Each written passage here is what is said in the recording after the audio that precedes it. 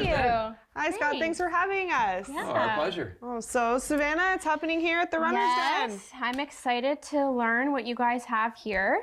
Well, we're into springtime now, so it's busy and lots going on. Yes, so I, many moons ago, used to run, and I found, we were talking about this earlier, that I was struggling with getting past that 5K mark. So I'm interested to see how, because I know you guys have clinics that you help for first-time runners, so I'm so excited to learn everything you offer here in the store. Well, we do 3 clinics a year. We start our spring clinic April 1st, and we do Monday and Wednesday nights, and we meet people's various goals. So, I tell people 5K is a great level of fitness to be able to maintain. If a friend says, hey, there's a charity fundraiser 5K going on this weekend, that we are, in general terms, healthy enough to say, hey, sounds fun, and count me in.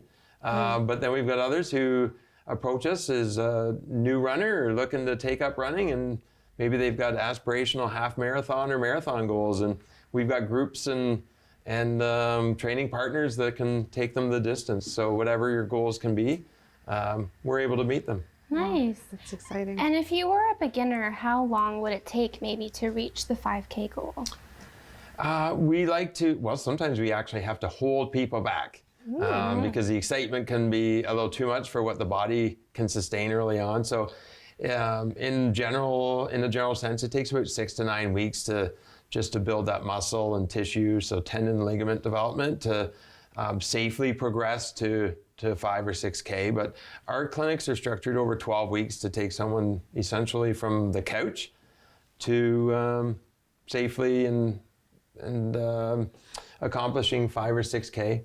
7K in 12 weeks is pretty common. Oh, wow. So if I was a first-time runner and I came in and said, hey, Scott, I want to run, but I don't have anything to help me on that journey, this is probably the right place to come to.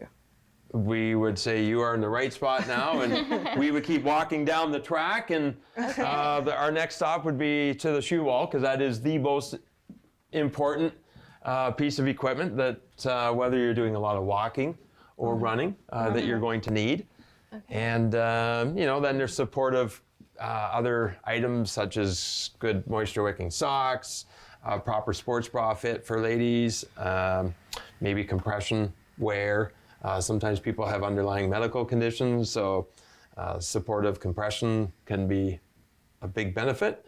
And then coming off winter, for example, apparel is key to making it comfortable. Yeah. Right. Is there a different shoe you would suggest that people wear in the winter if they're winter road running than opposed to the summer because of ice and snow? Yeah, there certainly is. We have, and the brands do a great job now of providing different outsoles. So here's a great shoe on bare, dry pavement. Sidewalks is going to give you lots of softness and cushion properties. But maybe on a day where it's been snowing quite a bit and you're just looking for a little extra outsole grip, then we can go to something like a trail shoe that's going to have, this one uses Vibram grip technology, different outsole configuration, deeper outsole lugs. This is going to have a lot better grip. And even in Owen Sound here, when we get into September, October, and the leaves are falling on our hills, sometimes it's surprising how slippery wet leaves can be on the hills. So, this is a nice shoe to have on. Nice. Not Not even just when it's in winter or necessarily when you're on trail, but different times it can be a benefit. And is there, if someone was looking for maybe just a hiking shoe or a long distance walking or something, do you offer that as well? There is, we would, with a proper Q&A, ascertain what are their needs. And if they're, here's a shoe, for example, someone that might say, hey, I live right next door to the trail and I'm always in the trail. And we can go look at a real solid trail shoe like this. Going to give them all the outsole grip. It's got a rock protection plate in there, so it's going to prevent anything from poking through the sole into the foot. Alternatively, if someone maybe says, hey, I've got a mile or two to go before I go on the trail, and for the hard road surface, maybe then something that's got more cushion is going to be better. And then got a trail outsole once they hit the trail. So this is kind of a best of both worlds, depending on where maybe someone is or how long they're going to spend in the shoe. Yeah. I like the look of that one too. Yeah. It's cute. It's very cute. Yeah. Yeah, foot technology, the shoe technologies came so far. Here's another one too from Saucony with ice grip. And this is proprietary outsole technology. And when you are actually on ice, it's amazing grip. It's unbelievable how it performs. Wow. But quite specific then for certain conditions. And is there a different shoe for a marathon? Because you're running for a longer period of time. Are they lighter than a normal? It can be. Okay. First off, we need to properly have someone in the right shoe on their journey to the marathon, to the start line. Because not everyone makes the start line, so you have your first goal is to get there with proper training and injury-free.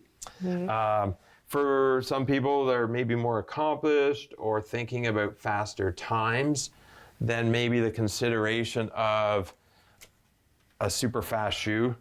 Now we're seeing the incorporation of carbon plates. That's a big thing in the last 4 or 5 years now when they set world records and they're discussing what shoes are legal and illegal in the Olympics, for example. They're built around carbon plates. So here's a shoe with a carbon plate in it. This is a great workout shoe.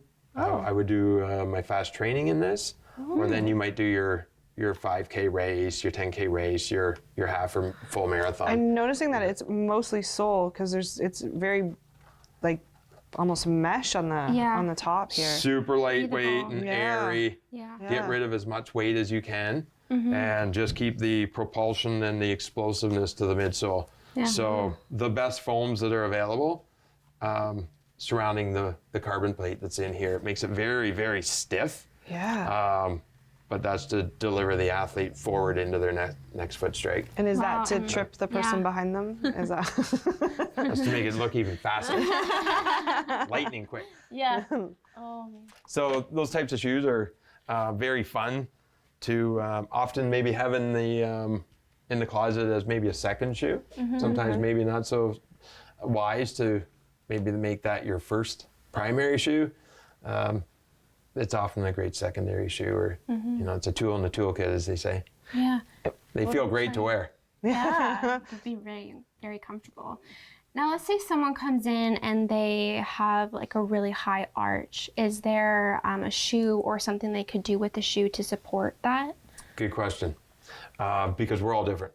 So whether we've got different leg axes and we've got different foot types, the good shoe brands in research and development are providing different footwear in the market for that person that's got a high rigid arch versus someone that's got a very flexible ankle joint and there's a lot of mobility there and the arch flattens.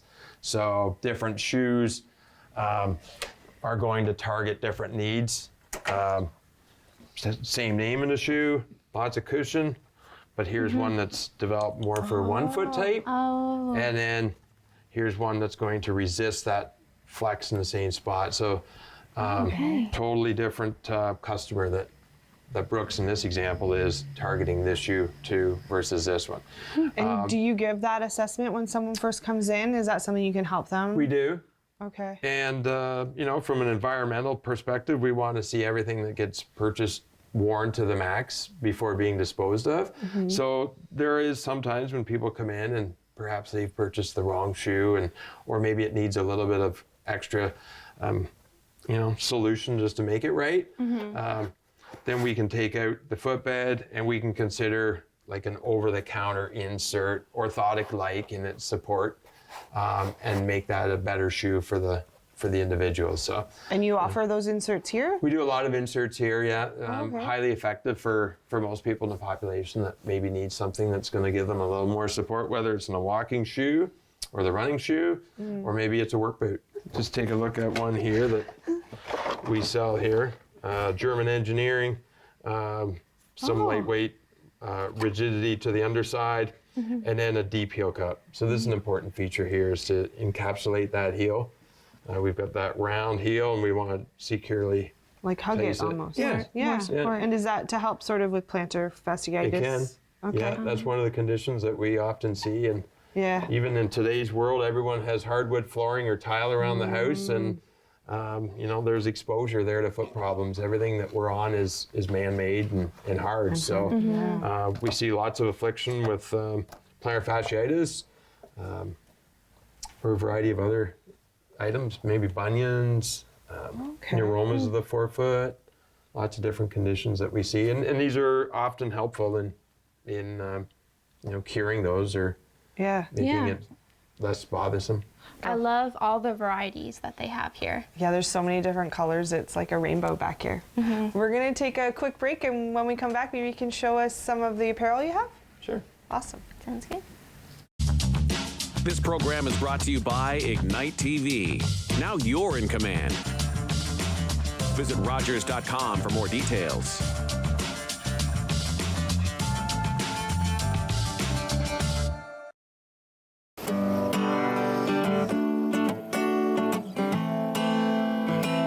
I'm a singer-songwriter from Six Nations, and I've been writing songs about my experience, and with that being said, it's helped me hold hope in my heart in following my dreams and being resilient to everyday Indigenous battles. Competition between spirit, earth, and wind, let me tell you now.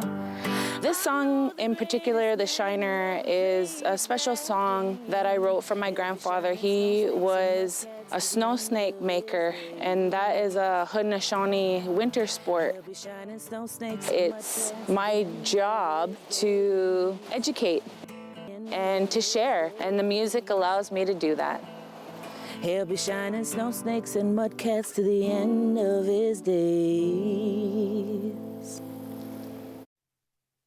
Hi, I'm David Sherman, host of Politically Speaking. Join me for my next show where my guest will be Alex Roth, MP for Bruce Grey Owen Sound. Politically Speaking on Rogers TV.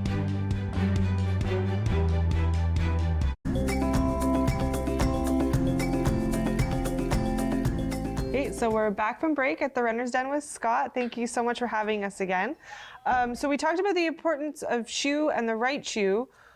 How do socks fit into that? It takes that proper shoe and makes it that much better for overall comfort. Essentially, everything that we offer here is a moisture wicking fiber. So whether it's synthetic man-made fibers, which are nothing wicks better than synthetics, or wool, partial wool, combination fibers in the socks, but wool's certainly got warming thermal qualities to it. So often, so wool is a nice consideration, particularly in winter. We'll sell more wool. And then different weights of socks.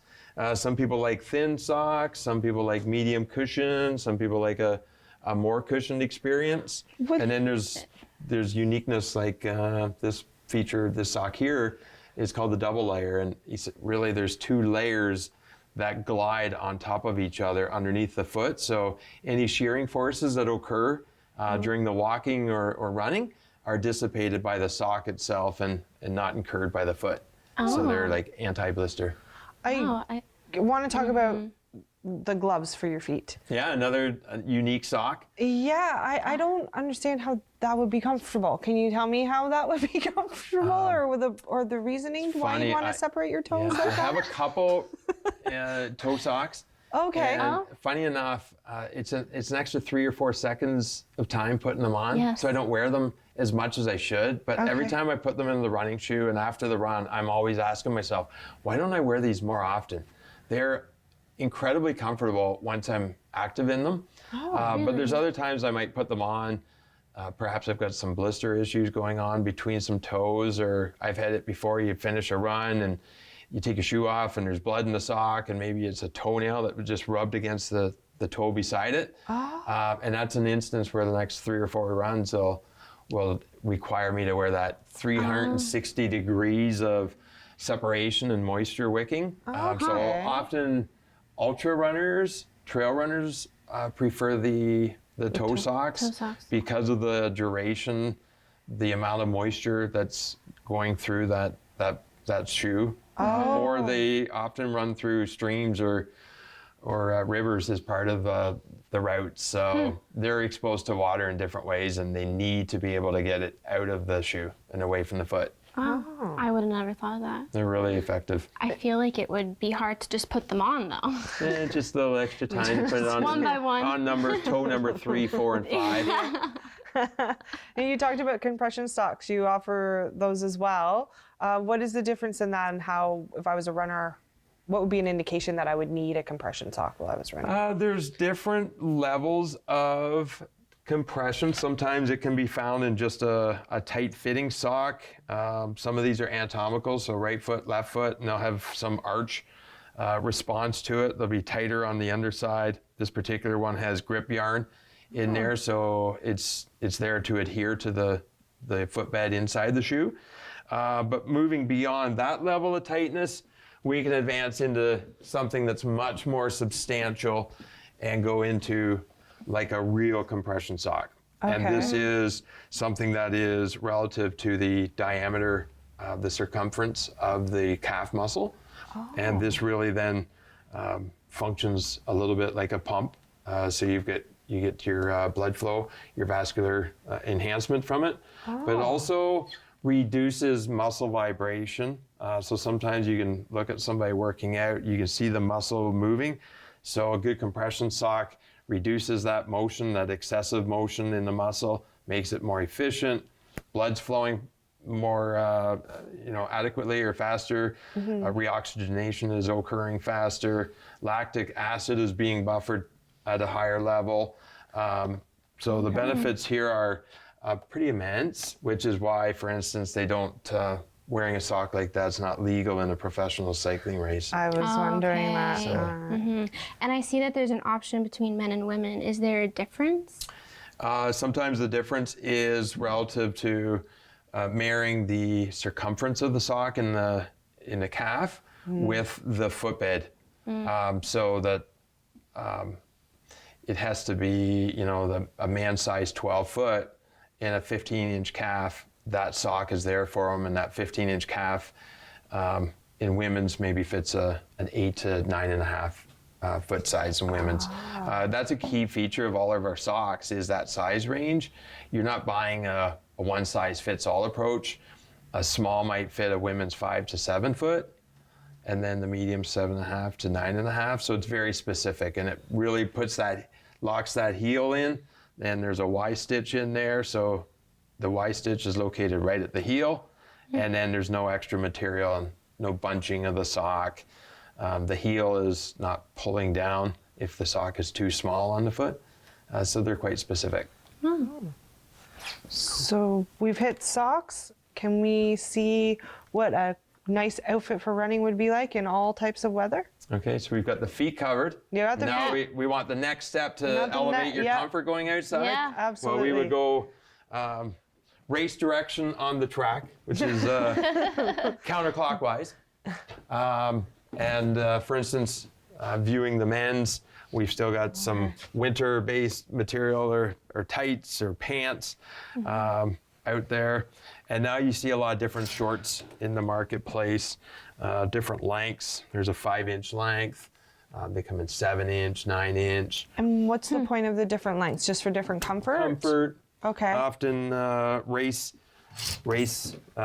shorts, minimal, most airy option going. That's maybe a 1.5-inch inseam, 3 inches. That's kind of popular for the super fast race day feel experience. And then now we see sometimes for men, they have like a boxer liner inside or a brief liner. With the boxer liner, we often will refer to those as a 2-in-1 type of short. It just has that longer brief liner that extends down. All right. Super comfortable, nice for the gym. And when you're running, I would think that you would run warm because you're exercising.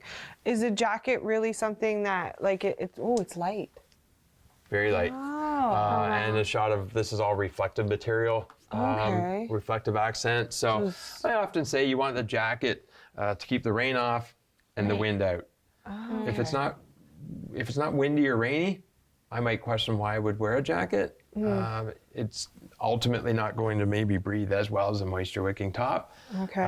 So it's got purpose, and some of that is the reflectivity it offers. really nice, dusk and dawn. And then also keeps the wind out. And then there's different weights of jacket too. So once you get into the colder weather, you can go to that medium weight or the soft shell. Should be something like This here. is got a lot more thermal quality. That's going to keep somebody comfortable to, I can put that on right now and I'm good at -20 with I was just that. going to ask Wow. that. Yeah. You, like, look at Give me a balaclava and it's away you go. And minus you're 22. set.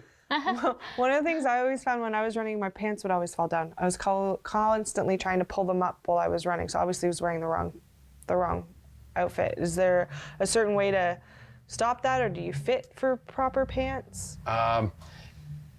If that's a quality that a product might create, then it's not probably a product that we would carry here. Okay. That can't be part of your run. Right. Yeah, I know, because you're Yeah. stopping to try to. Yeah, it needs to be comfortable. Right. And the good brands with good fits, maybe drawstrings, good waistbands, they look after that. So that Okay. your time is spent on you and not on Worrying adjusting. about your pants Yeah. falling down while you're running down the Good. street. Yeah. And if you're talking about good support, I guess probably sports bras is the Right. next Yeah, I vital see piece of you equipment. offer those. Great selection here, I see. And the good sports bras are going to be specific in their band size, so 32, 34, 36, as well as cups. So B, C, D, double D, E, F. You have So it allows a person to be comfortable, and it does support, it supports good mechanics too, so that the time is spent this way and not having the body twisting and following movements. It's purposeful, and good sports bras do what they should, and that's keep things well supported and under control. awesome. Nice. All right.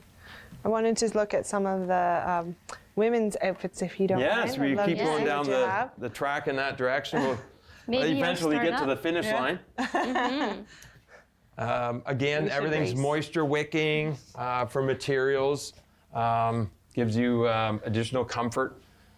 And they're all, so there's long sleeve, it's just, I guess, for different seasons, right? Or would you wear long sleeves in the summer? Like, I burn really easily, but I would get really hot, I would think, with a long sleeve, but I wouldn't want to get burnt. So what would you recommend? Some people will wear a long sleeve in the summer from a comfort perspective and maybe sun protection. There is UV protection to be had from that. And in fact, some brands incorporate a chemical into the fiber that actually is proven to reduce skin surface temperature. So some people are, I won't wear black because black's hot. There is product from brands with the ice cooling technology incorporated in it that actually will take a black product and keep it with a cooling sensation to it because of the material that's in it. So Really? there are quite the advancements in some of the apparel. And I often it's like say, a fun- you notice good apparel at the most extreme temperatures, when it's extremely cold and when it's extremely warm. That's when the product reveals itself. Yeah. Can you Best. tell us a little bit about this? We do some this is cycling wear something. as well. Oh, okay. So that's a pretty elite bib short. It's got the full chamois in there, so long range riding short. So it's Probably- protection from So- the bike seats. Yep, absolutely. Oh, okay. Vital. Cool. And that's probably going to be preferred for someone that's riding 40K up to maybe 200 kilometer rides Yeah. with super comfort. I didn't know that you offered. Yep. So a lot of our customers here combine both activities. Okay. Well, where we live with how the weather changes so much, I see that you have everything. I mean, like last week it was 20, so you could Yeah. be in like a short sleeve, and then this week it's freezing. So. We try to educate people on how to dress too, because it's important. Oh, yeah. Not overdressing. Some people put too much on, and it detracts from the quality of your workout. So, I mean, if you want to feel great, dressing properly is important. And usually the rule of thumb is dress as if it's 10 degrees warmer. Oh. So we have our shoes, we've got our socks and our apparel. What's something else that we would need on a long run? Okay. So any athlete needs to be properly hydrated. So you gotta drink proper water through the day, super important. But moving beyond that, when you're building distance, there's different products that one might have. They're going to replace carbohydrates. Because when you are metabolizing carbohydrates, some fat when you're working out, but you've got to get more carbs into the system. So it could be in a gel format. You also see a variety of different chews. Okay. People's stomachs respond differently to these products, but it's a little bit of preference, what people like. But ultimately, you're looking to avoid GI distress or things because blood's diverted away from your stomach when you're working out. It's into the muscles. So what works for everybody when they're working out's a little bit different. Yeah. So it's just a different way of how it gets in besides the gel. Can I feel? Yeah. Oh. Yep. Oh, and then these are like they're gels and they're gummies. It's like exactly that. They're just gels. Jello on the go. Yeah. Yeah. Oh. There you go. Gels in different. Wow. And does it give you a formats. burst of energy or? Essentially, yes. Okay. And they go all over the glycemic index. Some are more simple sugar content. Some are more complex maltodextrin, slow release, different materials by different brands. And it's a matter of finding what works for you because everyone's different. But they're ultimately doing the same thing because you have to rehydrate. You're going to need electrolytes. Could be in your sports drink. If I'm running longer, I'm going to carry Scratch Drink or Tailwind or Goo Roctane. Heed. These are tablets that I drop into my water bottle and they're electrolyte replacement. Not too much carb. I'll go to the gels for carbs. Okay, cool. And I noticed, I just want to point out, because I thought this was really neat, that you take recycled sneakers. So you recycle sneakers here. We have a partnership with Sneaker Impact. And so people can bring in their old shoes when they're buying new ones.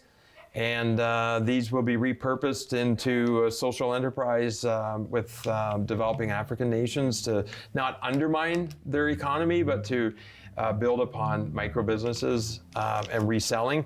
And if the shoe's not able to be repurposed, then Sneaker Impact breaks it down and recycles the rubber aside from the uppers, from the midsole, etc.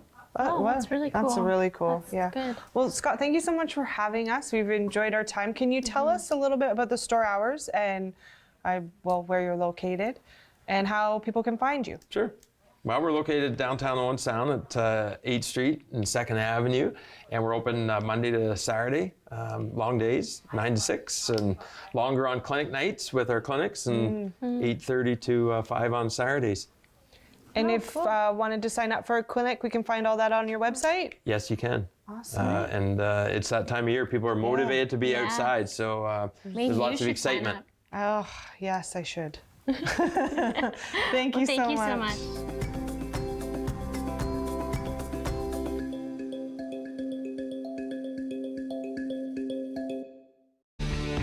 Connect with us by visiting our website or email us at comments@rogerstv.com.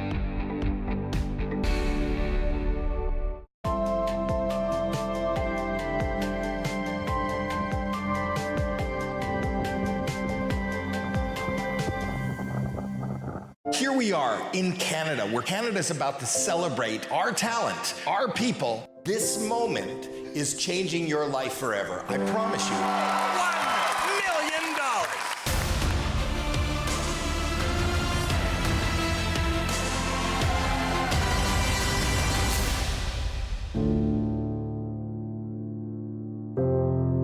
This is the gateway to your dreams coming true.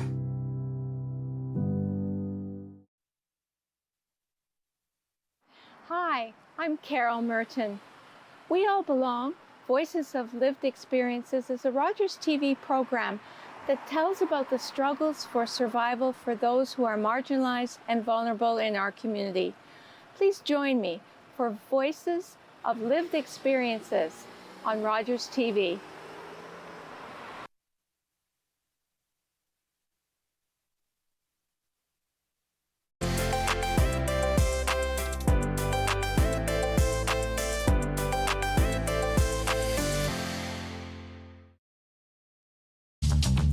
This program is brought to you by Ignite TV.